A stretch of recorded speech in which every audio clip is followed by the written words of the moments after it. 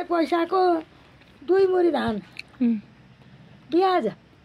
ल माइली तेरो पैसा लगाइदिन्छु भन त ल ब्याज लिन जाउँ भन्थे देउरानी जेठानी म लिएर जान्थेँ धान लिएर आउँथ्यौँ मलाई मात्रै थाहा छ ससुरा बुहारीलाई मात्रै थाहा छ पैसा मेरा भन्ने है मेरो मन त जाँदैनन् नि ब्याज लिन अनिखेरि त्यो धान ल्याएर गुन्द्रीको भकारी बनाएर एउटा भकारीमा राखिदिन्थे पछि त्यो धान बेचेपछि अर्का ठाउँ ब्याज लगाइदिने अनि मेरो ससुरा मर्दाखेरि मेरो ससुराले के भन्यो भने मैले तेरो पैसा फलान थाहा मैले सबै मागेँ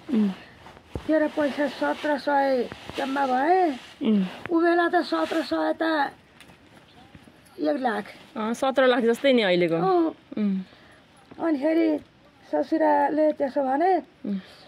यति भयो मेरो काम गर्न पुग्छ थारीहरूसित नमाग है थारीहरूसित माग्यो भने जिउनी खोज्छन् जिउनी बार्नुपर्छ धेरै पैसाले घर भने ससुराले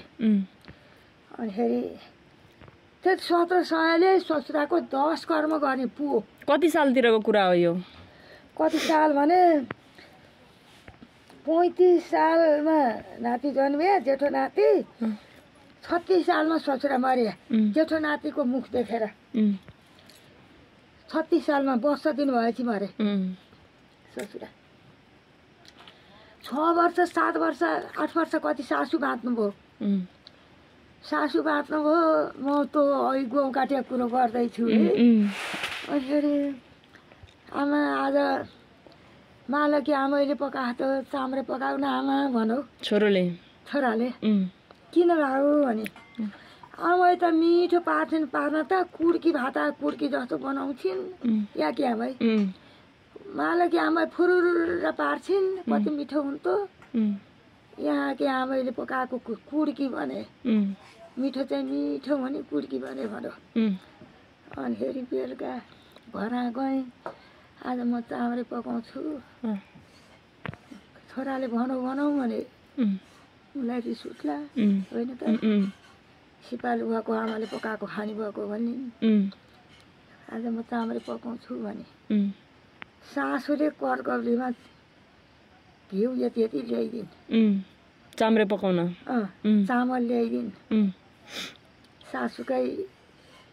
कुनैले दिया गर्नु पर्यो नि अनिखेरि 3 महिना चामल त पकाउनु पर्यो नि 7 जनालाई पर्यो नि 3 महिना चामल पकाउँदा त्यति घिउले के गर्ने दङ्ग पर्यो अनिखेरि त्यतिमा पकाएँ कि त्यो पनि बिर्सी चाम्रे पकाएँ सासु खाता सुत्नुभयो अनिखेरि उताउति चाम्रे पकाइसकेँ उताउति चढाएँ अनिखेरि पहिले सासूलाई लगेर दिएँ सासू यस्ता सुते कि ऊ यस्ता चाम्रे पकाएको खातौ झ्यालमाथि त्यहाँ लगेर राखिदिन् खाइन्थिन् किन नखानु भएको रहेछ उसले पकाइ भनेर नि ए मलाई पकाउन दिन भनेर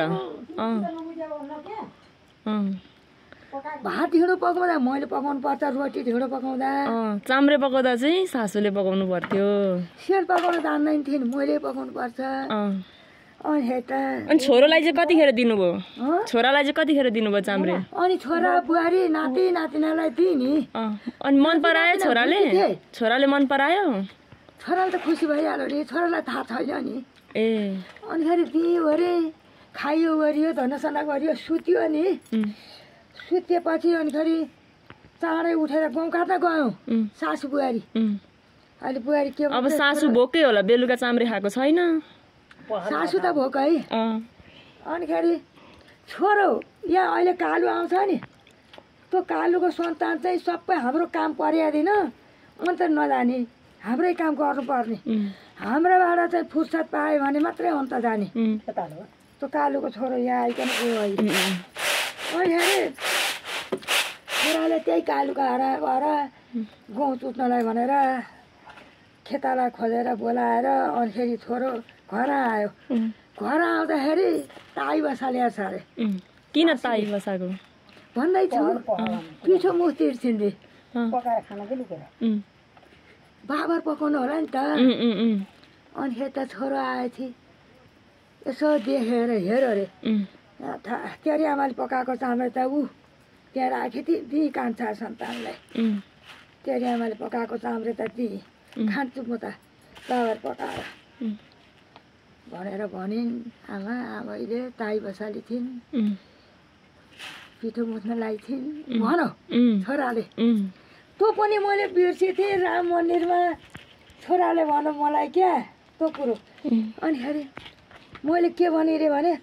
बाबु हुन्देऊ बा हुन्देऊ केही पनि नभन है आमैलाई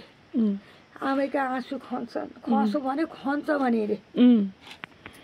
आमैका आँसु खस्यो भने खन्छ के पनि नभन है खाउन् भनी छु भन्नुभएछ मैले त्यसो भनेको थिएँ छोराले मनमा राख्नुभयो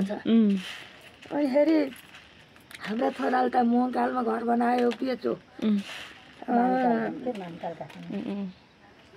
उसमा घर बनायो त्यो पनि बेचो अनि राम मन्दिरमा घर बनायो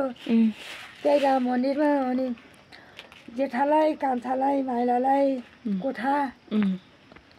एक ढलन किन्यो दुई ढलन एक ढलन बनायो दुई ढलनमा सृष्टि मात्रै छ अनिखेरि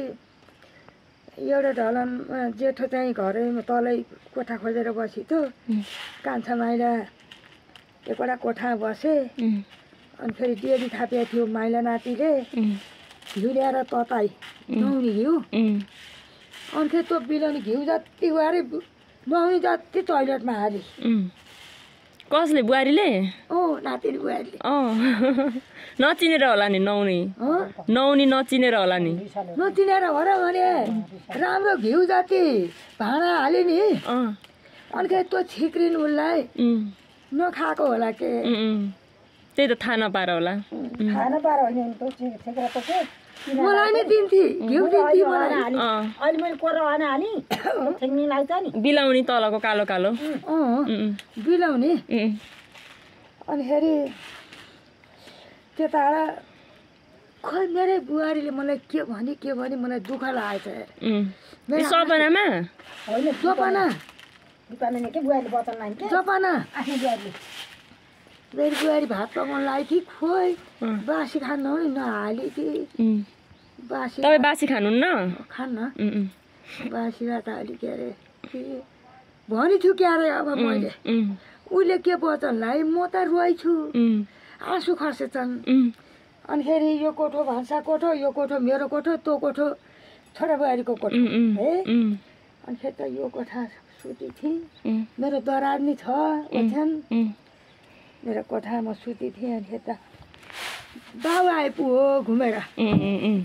बुबा भनी माइली नातिनी बुहारीले बालाई